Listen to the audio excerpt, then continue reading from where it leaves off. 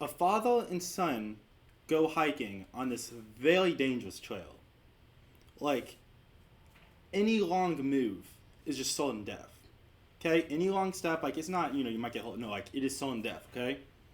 And this kid, the son, happens to take a long step, okay? So he's falling back. He sees his father. He grabs onto the father's arms, and he's safe. Okay? So he goes to look up at his father, which just, helped him not die, and his father has this massive scar bleeding out on his face. But he's unfazed. He's smiling like nothing happened. He grabs his child, and they keep on going down the path. Okay? This is the perfect example of what a biblically masculine father should look like. Even when he's hurt, even when he's going through it, even when he's down, he's still a rock for the family. Okay? This is what the Bible actually has to say about being a biblically masculine man. I am Noah Lindsay. I am the founder of Purpose Ministries. So, what I'm going to do is, we're going to have like 3 points, okay? 3 sections of this video talking about what a biblically masculine father or a biblically masculine man should look like, okay? So the first one is like the starting stages, okay? The transition between being a boy to becoming a man. So first we're going to look at 1 Corinthians chapter 13, verse 11. So this is Paul writing to a church in Corinth. He says, "When I was a child, I spoke like a child. I thought like a child, and I reasoned like a child. When I became a man, I gave up my childish ways." Okay? So we need to give away our childish ways. Okay?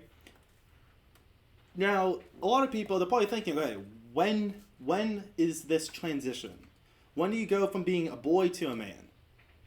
And my opinion on it is there isn't a certain time.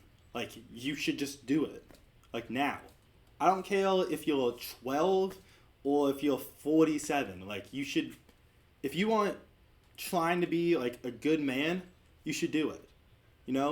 Like, in the Bible days, boys were, like, practically men at 12 years old.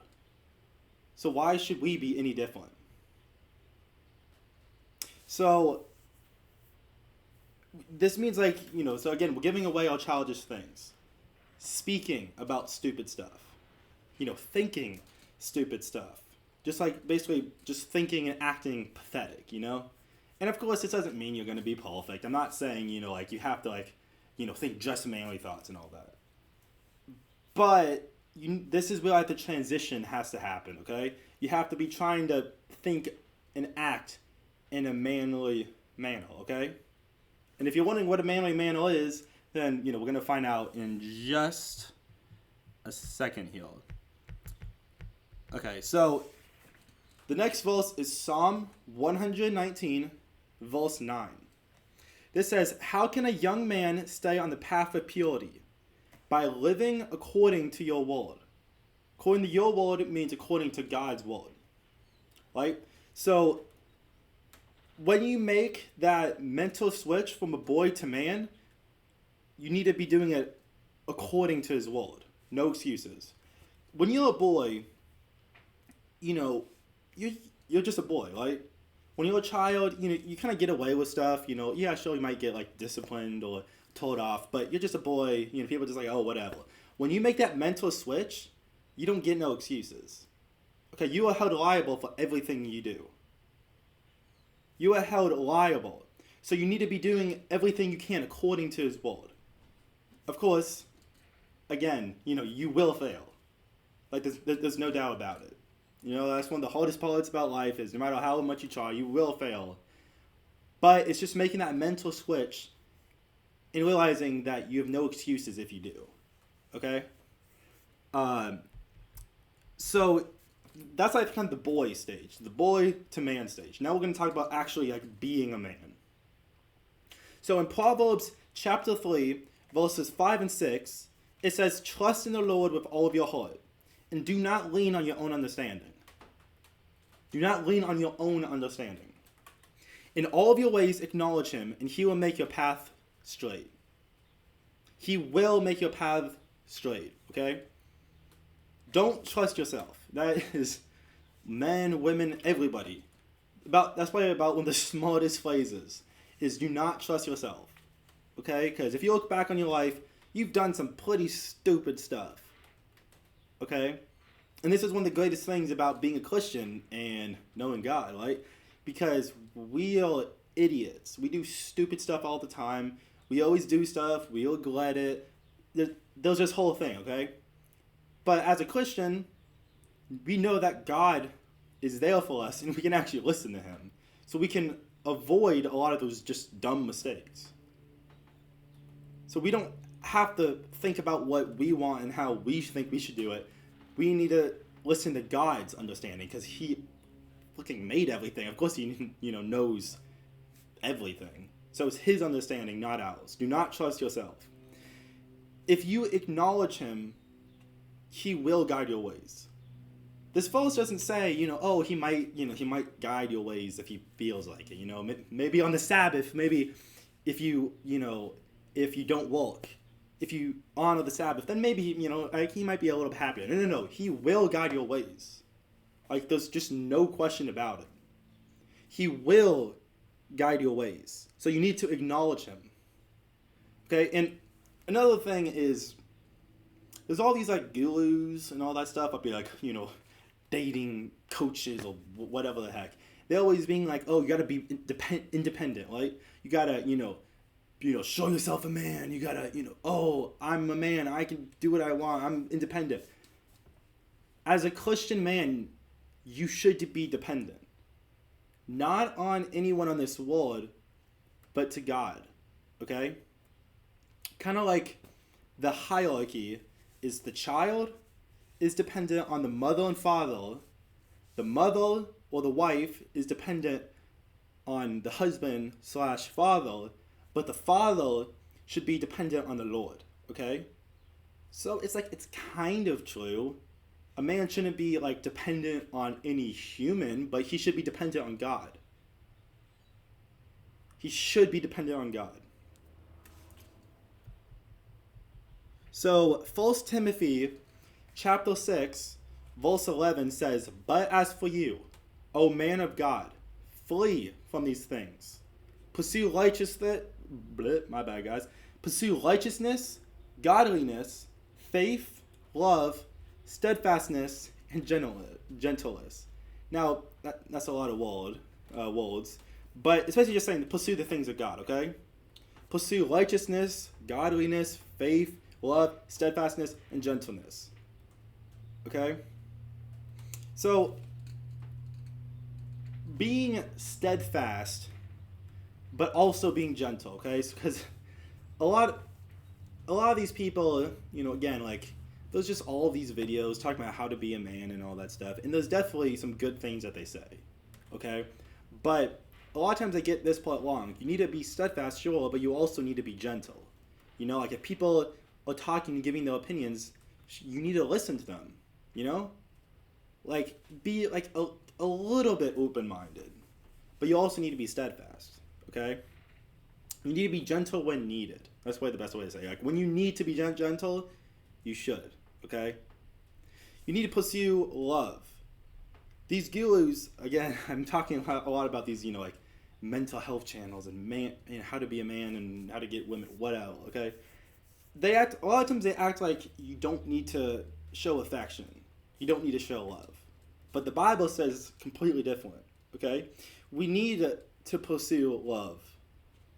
We need to show affection to our wives, to our kids, to our brothers and sisters in Christ, okay? We need to listen to God, not all these, how to be a man channels and all that.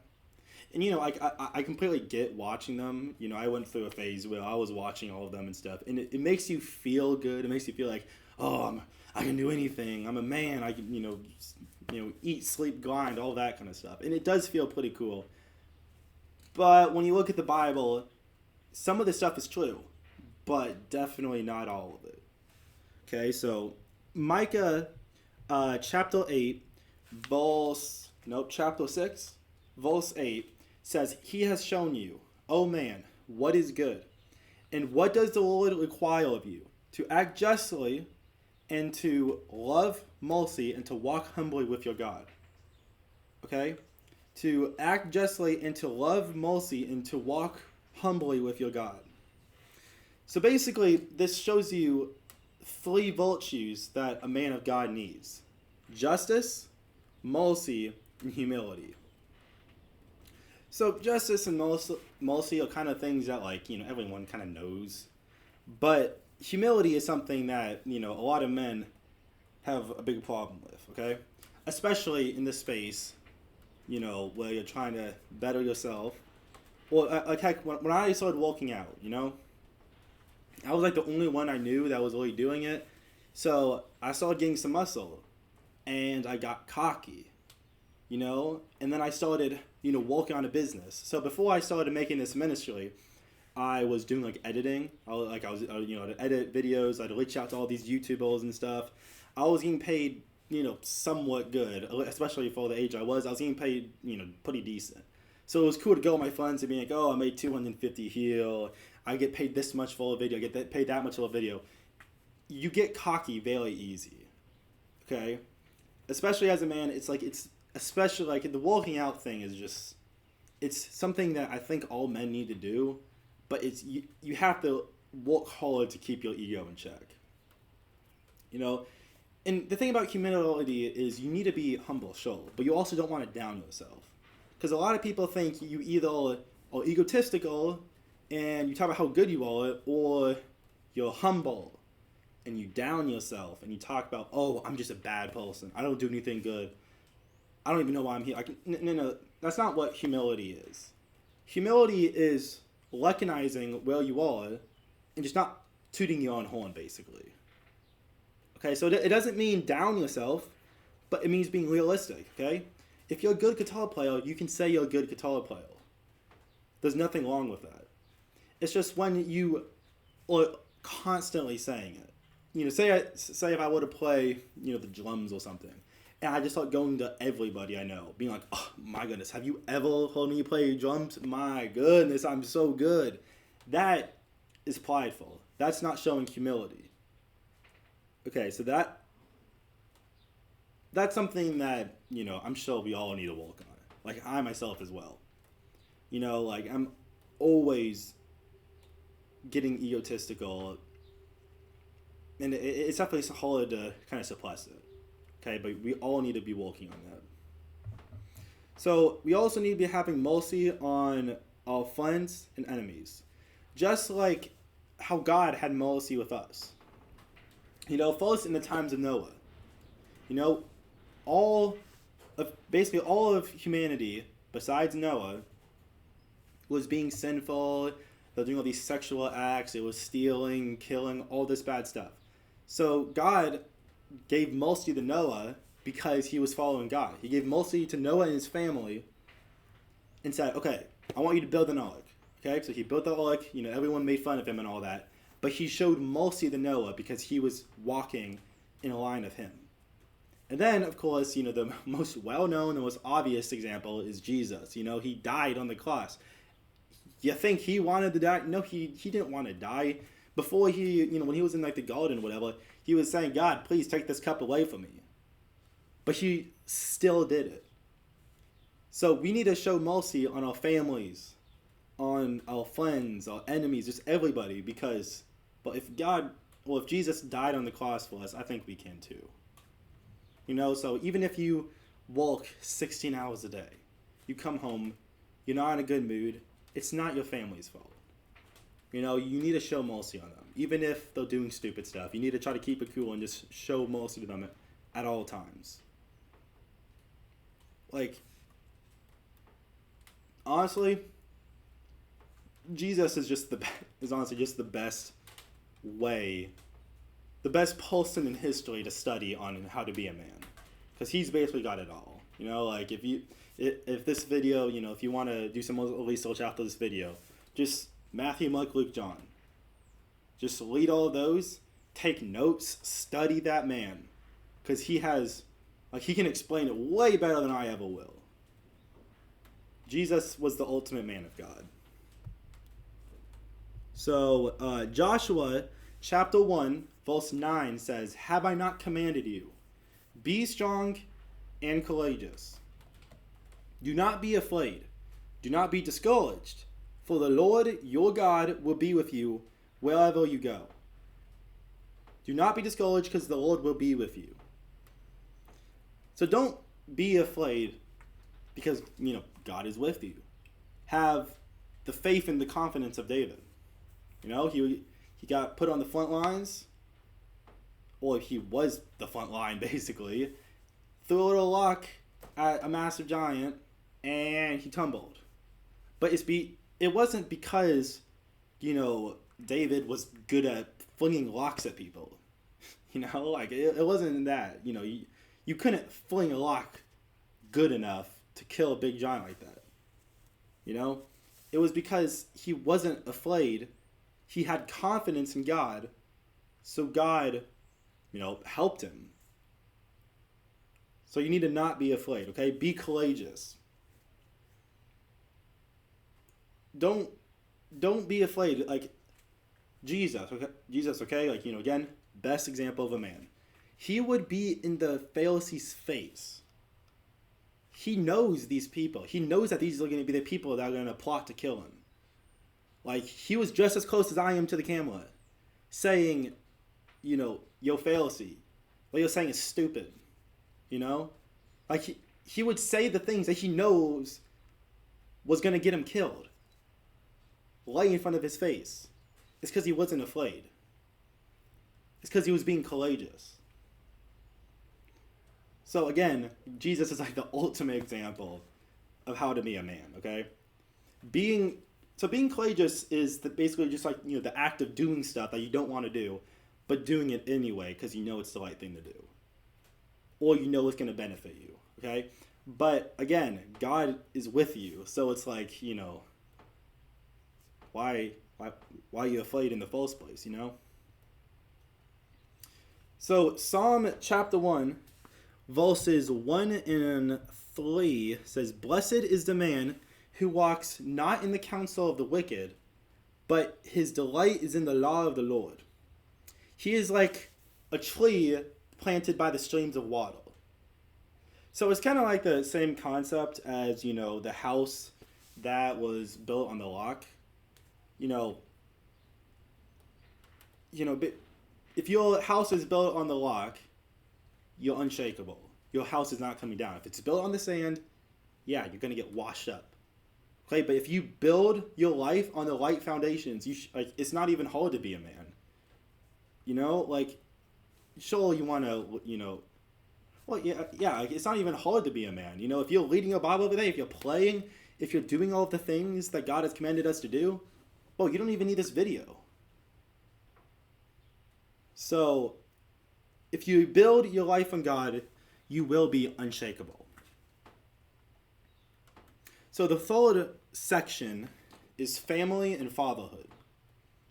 So this is, when you've been a man, you've done the single thing, you've been looking for a girlfriend, you finally get her, treat her well, get married, okay? So this is what comes after. So Ephesians chapter 5, verse 25 says, "Husbands, love your wives as Christ loved the church and gave himself up for her." Okay? Love your wives, not tolerate them. Especially after, years of being married. A lot of times guys, they're Christians, so they're like, I don't want to divorce her, so I'm just going to tolerate her. You gotta love her, okay? Love your wives, not tolerate them, And as Christ gave himself up for her, Christ died for everybody, including your wife, okay? So you need to have the willingness to lay your life down for your wife. This goes for your kids too, and your buddies. That is the ultimate, show of love, is giving yourself up for another person. It's the ultimate sign of love. So, 1 Timothy chapter 3, verses 4 and 5 says, he must manage his home well. For if someone does not know how to manage his own household, how will he care for God's church? So, this is kind of where my attention goes down, right? This is where everyone's like, oh, this is just some, bigoted conservative. This is important. This is what the Bible says, okay? If you're thinking those thoughts, just please listen in, okay? This is what the Bible is saying. So, the man is the leader of the house, okay? That's just how it is. The man is the leader of the house, okay? You have to manage your home. You've just got it. God's commanding us men to manage our homes. It starts at the home. That's why he says, how will he care for the church? To be a leader outside of the home, you have to start inside the home. Okay? If you want to, have, get a new job where you're managing a bunch of people, you have to start by being good at managing people inside of your home. You have to start inside the home. 1 Timothy chapter 5, verse 8 says, but if anyone does not provide for his relatives, oh, this is a good verse. If anyone does not provide for his relatives, especially for the members of his household, he has denied the faith and is worse than an unbeliever. I want you to let that sink in for a second. If you are not providing for your family, you are worse than an unbeliever. Like, it's better for you to not believe in God than to believe in God but not be the breadwinner, not supporting your family. Like, as a man, you are the breadwinner. If your woman is working and you are not, you are worse than an unbeliever. Like, that literally just needs to sink in. If you need to, pause the video, you are worse than an unbeliever. And, I think this verse is also for just more than just money. That's what everyone thinks about when they, hear a verse like this. They're like, oh, he's talking about financially. And it is talking about financially, okay? But you need to provide warmth in your home. You need to provide security in your home. You need to provide trust alongside, with money, of course. So if you are not providing for your family, you are worse than an unbeliever. Proverbs chapter 20, verses 7 says, the righteous man leads a blameless life. Blessed are his children after him. So, being a man of God doesn't just affect you and your wife and your friends and your family and your co-workers. It affects generations. So you're not doing this just for yourself. If you're thinking you're doing this just for yourself, you're being a bit selfish. If you live a Christ-honoring life, your children will follow in your footsteps. Kids are a lot more aware than people think. If you have a couple kids, they are watching you, watching how you treat your wife. They're watching how you talk. They're watching how you treat your buddies, okay? They are watching single thing that you're doing, whether they even realize it or not. So if you are trash-talking your wife when you get home from work, if you're talking about, just disgusting things to your friends, if you're doing disgusting things, then your kids are going to be aware of that, which means they're going to start living like that when they get older. So they are very aware. If you honor God, there's a whole lot higher chances that your kids are going to honor God. But if you don't honor God, there's a good chance that your kids won't honor God. Okay? Deuteronomy chapter 6, verses 6 and 7 says, these commandments are to be on your hearts. Impress them on your children. Talk about them when you sit at home and when you walk along the road. So basically what this verse is saying is, always talk about the commandments. Always talk about God. When you're on the road, when you're taking your kids to school, when you've been walking all day, and the only thing you want to do is to go to bed and watch YouTube. No, you need to be always talking to your kids. And I'm not saying like that's all you talk about, right?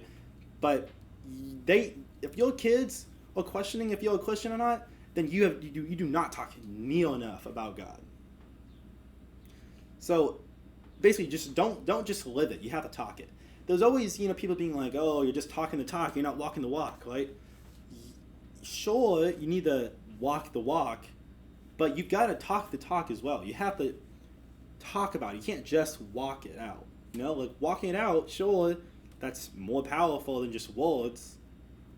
If I just say I'm a Christian, but then I go to the bar and get completely drunk and don't come home until 3 a.m, sure, that's, your kids are going to notice that and you're going to be like, okay, she was just talking.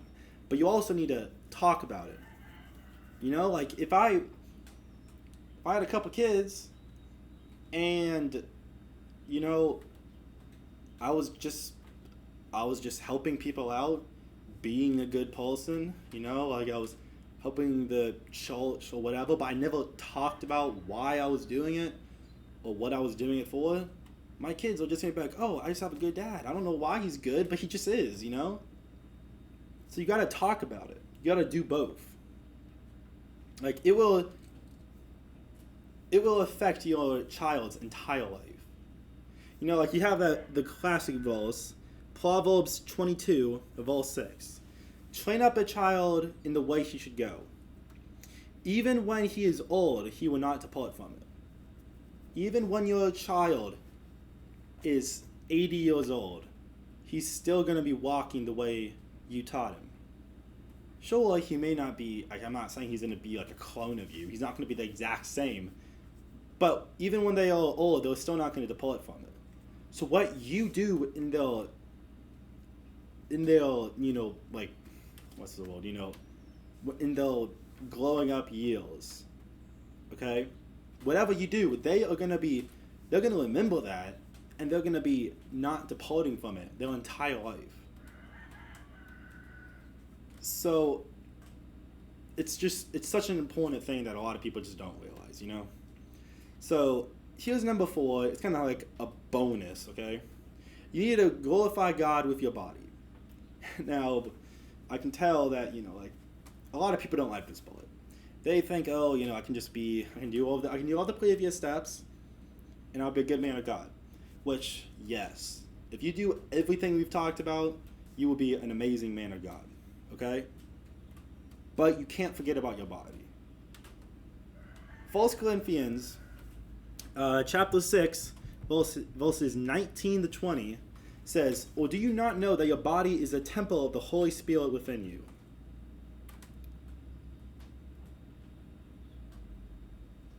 Whom you have from God. You are not your own. For you were bought with a price, so glorify God in your body. You were bought at a price. Your body is not yours, okay? If a friend lets you borrow something of his, you wouldn't just trash it, right? Like you wouldn't just throw it on the ground. If your friend gave you like some hoodie, you wouldn't throw it on the ground, throw trash on it and leave it all crappy, What you'll probably do, you'll wail it, okay? And then when you get home, you might even wash it. You might even make it better than it was. You are borrowing your body. Like your body is God's. It's not yours. So why are you trashing it? Why are you eating all this junk? Why are you doing all these bad things to your body? Like, this is not your body, okay? You need to treat it as well as you possibly can. You need to treat your body like that hoodie. You need to treat your body like you're borrowing it because that's what you're doing. When you die, your body's gone. You know why? Because it's not yours. You only get your body for when you're on this earth, so you need to treat it well. Nehemiah chapter 4, verse 14 says, "Do not be afraid of him, or do not be afraid of them. Remember the Lord, who is great and awesome, and fight for your brothers, your sons, your daughters, your wives, and your homes." Sure, war is, not something you have to worry about, at least for now. But we still need to go out and be at war for our families, for our friends, for our children. And how can you how can you protect your family, and how can you go to war for your family if you're just fat? How can you go if you can barely even climb a flight of stairs? We probably won't have to worry about war in our lives, okay? At least, for now. But we still need to be ready for it. Part of being a man is preparing for if crap goes down, We need to be ready to go to war for our families. And we need to be ready to lay our life down. Just like we were talking about earlier. The best sign of love is willingness to lay your life down for someone. But if you need to be physically ready to do that. So, if I were to say what a godly man would look like in one statement, this is what I'd say. A man of God should be strong but gentle, stoic but have empathy, loving but also protective, ready to listen but steadfast, the head of the household but a servant, but above all, a man who leans on God and brings his family up with him. I personally, if you disagree, but I think that's the best way you could describe a man of God. Because at the end of the day, you are trying to strengthen your family, and you're trying to bring them as close to God as you can. So if you do all these steps, that's what you will be doing. You will be an example by what you do, and you'll be an example of how you talk and how you treat people. So, I hope this video helped you. Okay? Hope you guys have a good day. Peace.